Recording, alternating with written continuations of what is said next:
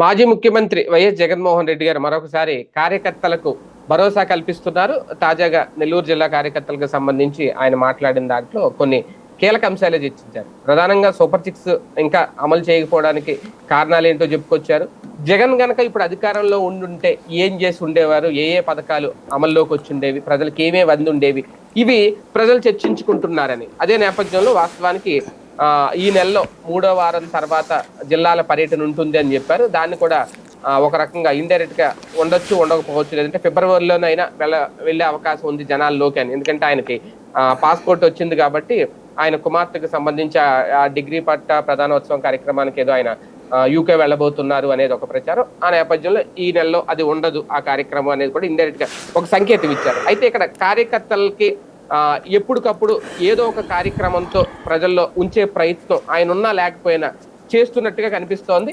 అది ఎంతవరకు సక్సెస్ అవుద్ది, ఏం చెప్పాలనుకున్నారు, ఏం చెప్పారు జగన్మోహన్ రెడ్డి గారు, ఇదే అంశం మీద చర్చించే ప్రయత్నం చేద్దాం సార్. ప్రధానంగా సూపర్ సిక్స్ నే టార్గెట్ గా పెట్టుకోవడం, లేదంటే ఇంకా ఆ 3 లక్షల చిల్లర 3,60,000 ఎన్నో పింఛన్లు తొలగించేశారు, వాళ్ళకి నిన్న డబ్బులు అందలేదు అనేది. కాకపోతే అది ప్రజల నుంచి అయితే పెద్దగా స్పందన కనిపించట్లేదు. ఎక్కడ 3 లక్షలు పింఛన్లు పోయినాయా ఉన్నాయనేది అది వైసీపీ మాత్రమే, లేదంటే సాక్షి పత్రికకే పరిమితం అవుతుంది. ఈ అంశాలతోనే ప్రజల్లోకి వెళ్ళాలి, రేపొద్దున జిల్లా టూర్లు పెట్టాలి అని అనుకుంటే సక్సెస్ అవుతాయా?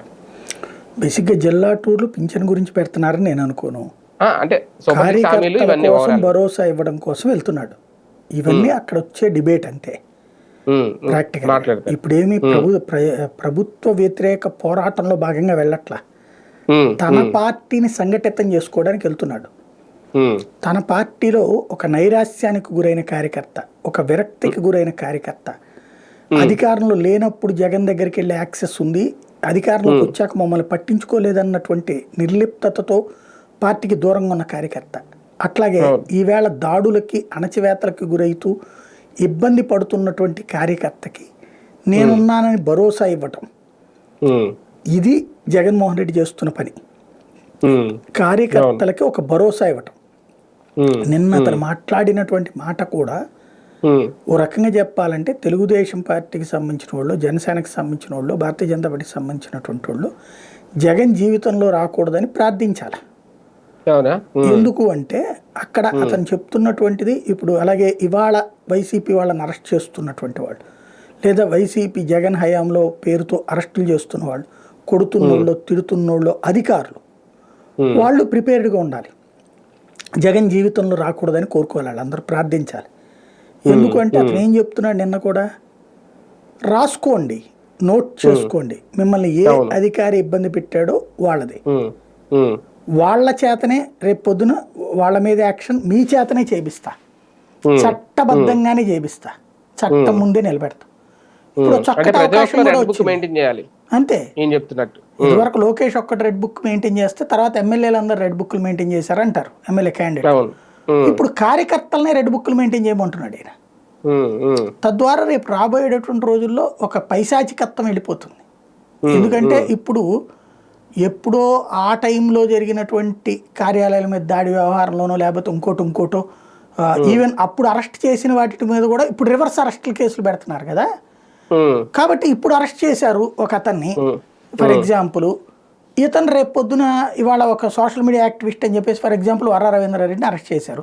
ఇవాళ అతను కొట్టడమో తిట్టడమో చేసి ఉంటారు కదా, వాళ్ళందరినీ అతను గుర్తుపెట్టుకుంటాడు కదా. రేపు పొద్దున మళ్ళీ జగన్ వచ్చాడు అనుకోండి, రివర్స్లో ఇతను ఆ అధికారులందరి మీద పోలీస్ కంప్లైంట్ పెడతాడు. ఇప్పుడు ఆ విజయ్ పాల్ని అరెస్ట్ చేసినట్టు, లేకపోతే ఆయన పేరేంటి విశాల్ గురిని ఇట్లాంటి వాళ్ళని వెంటబడ్డట్టు, రేపు పొద్దున ఇవాళ ఇతను ఇబ్బంది పెట్టిన వాళ్ళు అందరూ వెంటబడతారుగా. ఇంకోటి రిటైర్ అయిన వాళ్ళను కూడా వదలం. ఎస్, వీళ్ళు రిటైర్ అయిన వాళ్ళని వదల్లా. కాబట్టి ఇవాళ ఉద్యోగాలు రిటైర్ అయిపోయాక అయినా కూడా కేసులు పెడతారు. అప్పుడు రిటైర్ అయిపోయిన తర్వాత అయితే వాళ్ళకి అండ కూడా ఉండదు. ఎవరు ఇప్పటి నుంచి అధికారులు బెదిరిస్తున్నారా సార్? మరి అంతే కదా, క్లియర్ గా చెప్పాలంటే ఆకు ఒక్కతో నువ్వు ఒకటంటే పోక చెక్కతో నోరేనంటే అనుసంధంగా నడుస్తుంది అక్కడ.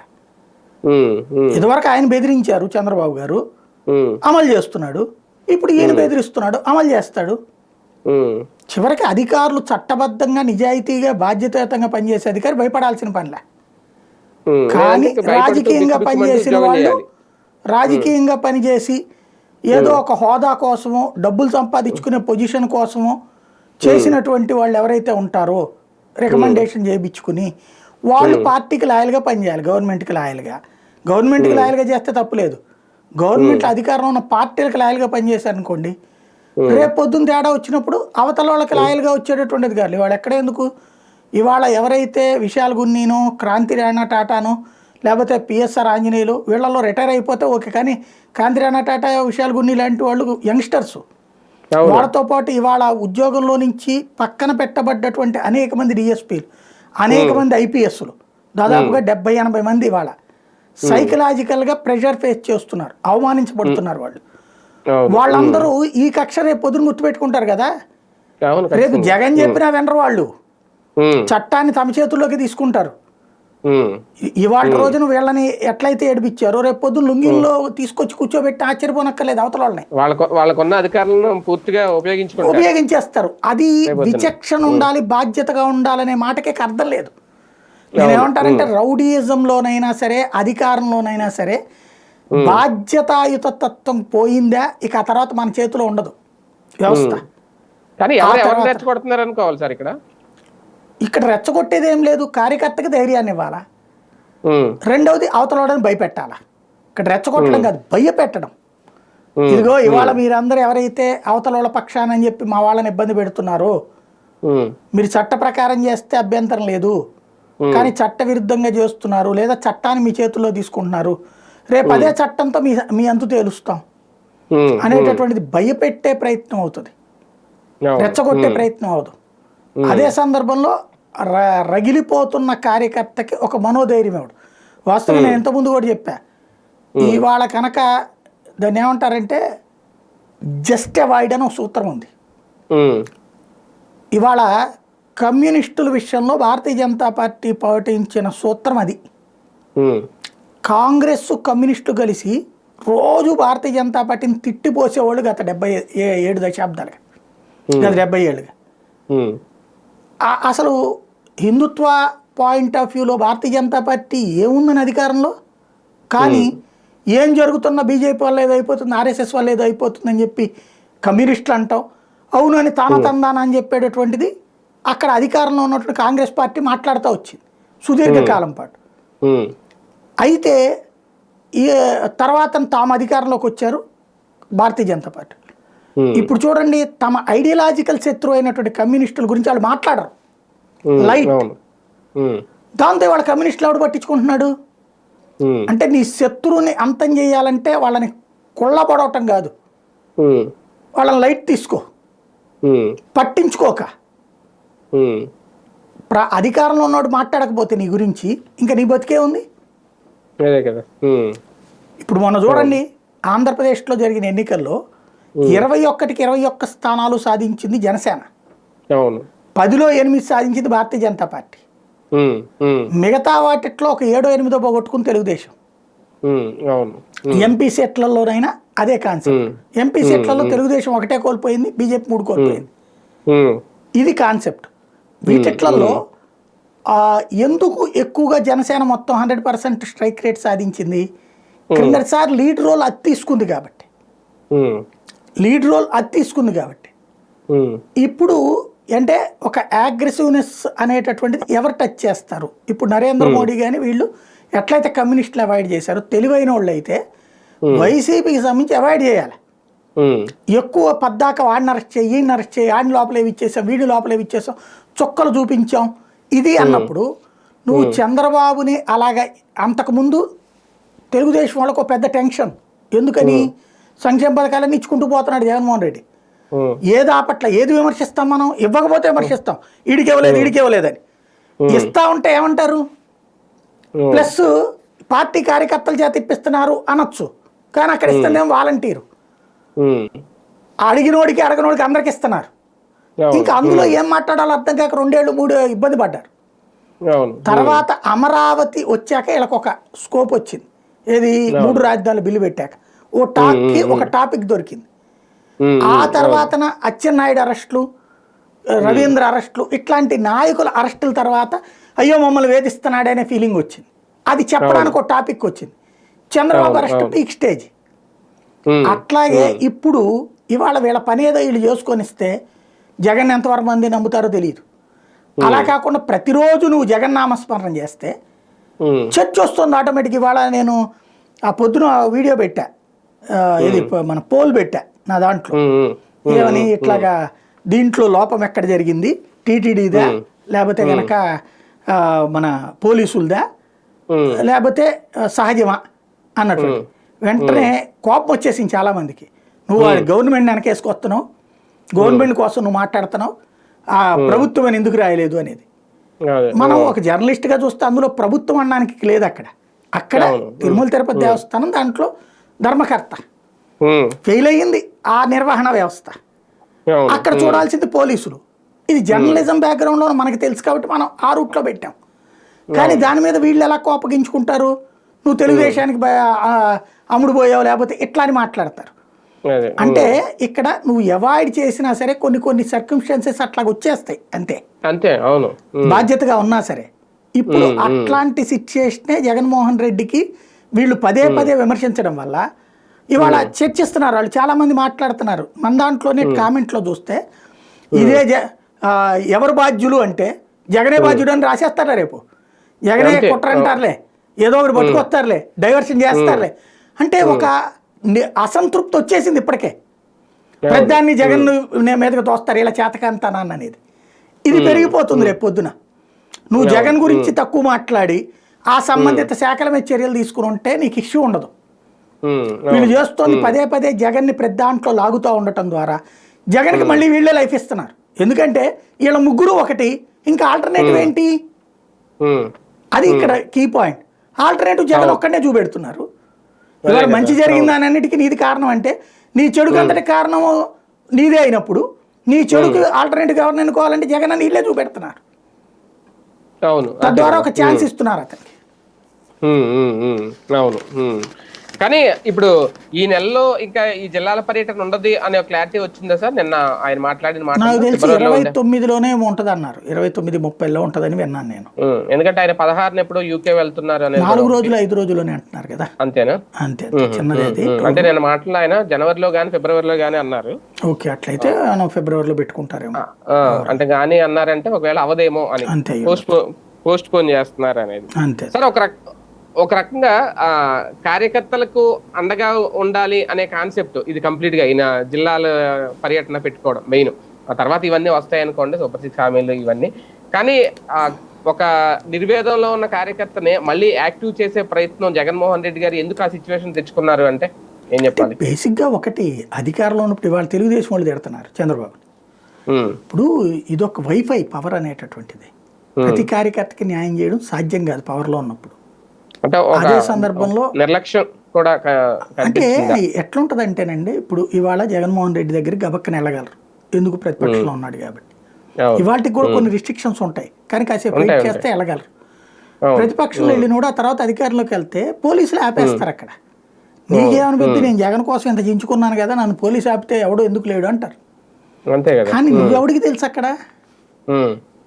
దీనికి ఒక ఆల్టర్నేటివ్ మెకానిజం ఏర్పాటు చేయడంలో విఫలమయ్యాడు. ఇంకోటి, జనంలో ఎక్కువగా తిరుగుతుంటే ఈ ప్రాబ్లం ఉండేది కదా. రాజశేఖర రెడ్డిని ఫాలో అయితే ఈ ప్రాబ్లం ఉండేది కదా. నాకు బాగా గుర్తు, రాజశేఖర రెడ్డి ఫార్ములా నేను అనేక సార్లు TV9లో ఉన్నప్పుడు కానీ, తేజాలో రిపోర్టర్గా ఉన్న రోజుల్లో ఆయనతో కలిసి ఈ టూర్లలో కవరేజ్ చేసేవాడిని. అంటే అప్పట్లో ఏంటంటే డిజిటల్ కెమెరా నా దగ్గరనే ఉండేది, మిగతా వాళ్ళందరి దగ్గర VHS క్యామ్స్ ఉండేవి. అప్పుడు సిస్టమ్ కూడా ఏంటంటే తను ఏదైనా ప్రోగ్రామ్ ఉంటే అపోజిషన్ లీడర్దైనా సీఎందైనా వాళ్ళ సెక్యూరిటీకి మనం క్యాసెట్లు ఇస్తాం, వాళ్ళు అక్కడికి వెళ్ళి ఇచ్చేవాళ్ళు అనమాట ఆ రోజు. అంటే వేగంగా వెళ్ళిపోతుంది అప్పుడు క్యాసెట్. అట్లాంటి దాంట్లో డిజిటల్ కెమెరా నా దగ్గరనే ఉంటుంది, నేను స్టాఫ్ రిపోర్టర్ని కాబట్టి కవరేజ్ చేసేటప్పుడు చూసా నేను ఎంత సిస్టమేటిక్గా ప్లాన్ చేస్తాడంటే తను సీఎంగా ఉన్నటువంటి సందర్భంలో కూడా రాజశేఖర రెడ్డి. ముందు ప్రోగ్రాము, గవర్నమెంట్ ప్రోగ్రామ్స్, ఆ తర్వాత కార్యకర్తలతో ఇంటరాక్షను. ఒకవేళ కార్యకర్తలతో ఇంటరాక్షన్ అక్కడ కుదరనప్పుడు ప్రముఖ నాయకులు ఎవరైతే ఉంటారో అక్కడ వాళ్ళందరూ హెలీప్యాడ్ దగ్గర ఉండాలి.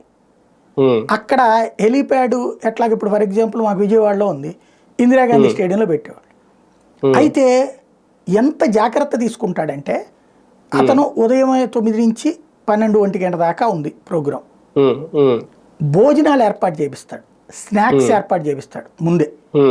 అక్కడ ఒక నలుగురు ఐదుగురు రాజశేఖర రెడ్డి అంటే అభిమానం ఉన్న నాయకులు ప్రిపేర్డ్గా ఉంటారు. వచ్చిన నాయకులు ఎవరైతే ఉన్నారో ముందుగా చెప్పబడిన నాయకులు వాళ్ళు రాగానే అక్కడ కుర్చీలో కూర్చోబెట్టడం, సమోసా ఇవ్వడం, టీ ఇవ్వటం. ఆ తర్వాత మధ్యాహ్నం టైంకి లంచ్ టైంకి ఈయన వస్తాడు. వచ్చి అప్పుడు ఏం చేస్తాడు, ప్రెస్ కాన్ఫరెన్స్ ఇంకో చోట పెడతాడు, స్టేట్ గెస్ట్ హౌస్లో పెట్టేవాడు. అక్కడతో ప్రెస్ కాన్ఫరెన్స్లు క్లోజ్, ఇక ప్రెస్ వద్దంటాడు. అక్కడతో నా టూర్ క్లోజ్ అయిపోయింది, మేము హెలికాప్టర్ ఎక్కేదే ఉందబ్బా వదిలేసేయండి అని చెప్తాడు అనమాట. హెలీప్యాడ్ దగ్గరికి ఈయన వెళ్ళిపోతాడు. వెళ్ళిపోయి హెలీప్యాడ్లో అక్కడ గంటన్నర కూర్చుంటాడు వీళ్ళతో. ఆ నాయకులు వాళ్ళ బాధలు చెప్పుకుంటారు, ఏదన్నా ఉంటే వెంటనే సంబంధిత అధికారులకు చెప్తాడు, లేదా కేవీపీ రామచంద్రరావుకి ఇన్ఫార్మ్ చేస్తాడు. వాళ్ళతో కూర్చుని భోంచేస్తాడు, వాళ్ళతో మాట్లాడతాడు. అలాగా ప్రతి ఒక్కళ్ళతో ఫోటోలు దిగుతాడు వాళ్ళతో. ఇలాంటి ర్యాపో ఇతను మెయింటైన్ చేయలేకపోయాడు. చంద్రబాబు నాయుడు చేసేవాడు ఇదివరకు. అయితే ఇంత ఆర్గనైజ్డ్ కాదు, అతని పార్టీ ఆర్గనైజ్ చేస్తుంది. ఇక్కడ రాజశేఖర రెడ్డి సపరేట్ టీం ఉండేది ఈ పనులు చూడటం. నాకు మొదట్లో 2-3 సార్లు ఈ ప్రెస్ మీట్తోనే క్లోజు అయిపోయేది. కానీ నాకు ఎక్కడో హెలికాప్టర్ చూస్తే కదలట్లా ఏంటని చెప్పేసి డౌట్ వచ్చి నేను హెలికాప్టర్ తర్వాత అక్కడ ఉన్న పోలీసు అధికారులతో అడిగాను అనమాట, ఫ్రెండ్స్ ఉంటే, ఏంటి ఎందుకు అతను గంటన్నర సేపు అవుతుంది అనకి టెక్నికల్ ప్రాబ్లం అని. కాదు, ఆయన వచ్చేసి ఒక గంటన్నర ఇక్కడ అందరితో గడుపుతాడు కార్యకర్తలతో అని చెప్పారు.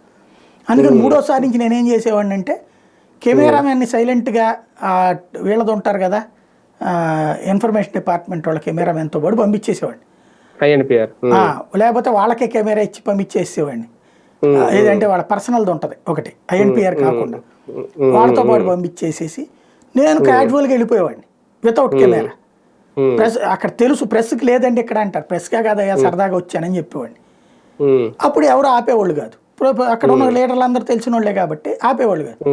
లోపలికి వెళ్ళిపోయిన తర్వాత వీళ్ళందరితో మాట్లాడిందంతా నేను చూశాను అనమాట 2-3 సార్లు. చూశాక నేను ఇంటర్వ్యూలు చేసేవాడిని. అప్పుడు రాజశేఖర రెడ్డిని ఇంటర్వ్యూ సులభంగా ఉంటుంది, అక్కడ ఖాళీగా ఉంటాడు కదా ఆయన. సార్ ఒక ఇంటర్వ్యూ అంటే, సాయి నువ్వు మళ్ళీ పేచీ పెడతావబ్బా అంటే 3 నిమిషాలు అంటే సరే కానీ అనేవాడు. ఆ 3 నిమిషాలు 5 నిమిషాలు. చంద్రబాబు గారినైనా అంతే, నేను ఎక్కడంటే ఆయన ఎక్కడ ప్రైవసీగా ఉంటాడో అక్కడ ఎతికి పట్టుకునేవాడిని. అక్కడ ప్రశ్నలు వేసి సమాధానం చెప్తే అడిగితే సమాధానం వచ్చేది. నేను బాబు గారి విషయంలోనైనా రాజశేఖర రెడ్డి విషయంలోనైనా ఫాలో అయ్యింది అదే. సరే వాళ్ళకి గుర్తుంటామా లేదా పక్కన పెట్టండి, బట్ ఫేస్ చూస్తే గుర్తుపడతారు కదా. ఆ తర్వాత ఇతను కొంచెం ఇప్పుడు ఎట్లా ఉంటుంది అంటే పక్కన ఉన్నప్పుడు నాయకుడే చెప్తారు వాళ్ళకి, మన పేరు తెలియకపోయినా సరే రాజకీయ నాయకుడు తెలివితే ఎట్లుంటాయి. ఇప్పుడు నలుగురు కలిసేసి ఇప్పుడు చంద్రబాబు గారిది మనం ఇంటర్వ్యూ చేస్తాం, మన సాయి సార్ సాయి అని మాట్లాడతారు. రాజశేఖర రెడ్డిదైనా అంతే, ఏదో మనం అనుకుంటాం మన పేరు వాళ్ళకి బాగా మైండ్లో ఉందనుకుని అంత ఉండకపోవచ్చు. బట్ మనం అవి మనకే ఆ బుర్ర ఉండాలి. మనకు కావాల్సింది జర్నలిజం ఫీల్డ్లో మనం ఎక్స్క్లూజివ్ ఏం చేసాం అట్లాగా చూశాను. అంటే జగన్మోహన్ రెడ్డి ఇప్పుడు ప్రెస్తో ఇంటరాక్ట్ అవ్వడం కూడా అంత ముఖ్యం నేను అంటున్నాను.